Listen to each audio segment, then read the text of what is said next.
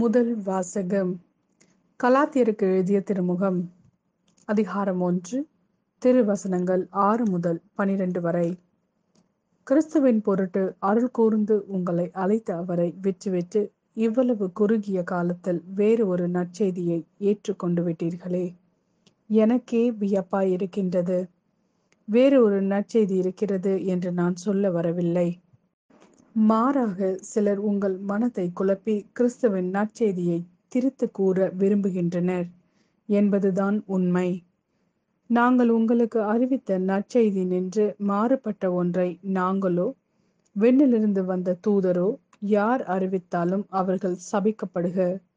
ஏற்கனவே சொல்லியிருக்கிறோம், இப்பொழுது மீண்டும் சொல்கிறேன். நீங்கள் பெற்றுக்கொண்ட நற்செய்தி நின்று மாறுபட்ட ஒன்றை யாராவது உங்களுக்கு அறிவித்தால் அவர்கள் சபிக்கப்படுக. இப்படி பேசும்போது நான் நாடுவது மனிதனுடைய நல்லெண்ணமா, கடவுளுடைய நல்லெண்ணமா? நான் மனிதருக்கு உகந்தவனாய் இருக்கவா பார்க்கிறேன்? நான் இன்னும் மனிதருக்கு உகந்தவனாய் இருக்க பார்த்தால் கிறிஸ்துவுக்கு பணியாளனாய் இருக்க முடியாது. சகோதர சகோதரிகளே, உங்களுக்கு ஒன்று தெரிவிக்க விரும்புகிறேன். நான் உங்களுக்கு அறிவித்த நற்செய்தி மனிதனிடமிருந்து வந்ததல்ல. எந்த மனிதனிடமிருந்தும் நான் அதை பெற்றுக்கொள்ளவில்லை. எந்த மனிதரும் அதை எனக்கு கற்றுக் கொடுக்கவும் இல்லை.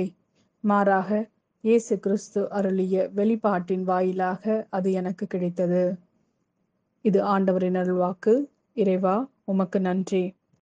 லூக்கா எழுதிய நற்செய்தி. அதிகாரம் 10. திருவசனங்கள் 25 முதல் 37 வரை. திருச்சட்ட அறிஞர் ஒருவர் எழுந்து அவரை சோதிக்கும் நோக்குடன், போதகரே, நிலைவாழ்வை உரிமையாக்கிக் கொள்ள நான் என்ன செய்ய வேண்டும் என்று கேட்டார். அதற்கு இயேசு, திருச்சட்ட நூலில் என்ன எழுதியிருக்கிறது?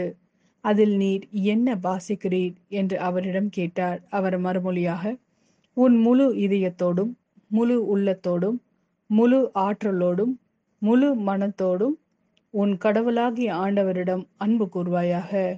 உன் மீது நீ அன்பு கூர்வது போல் உனக்கு அடுத்திருப்பவர் மீதும் அன்பு கூர்வாயாக என்று எழுதியுள்ளது என்றார். இயேசு, சரியாய் சொன்னீர், அப்படியே செய்யும், அப்பொழுது வாழ்வீர் என்றார்.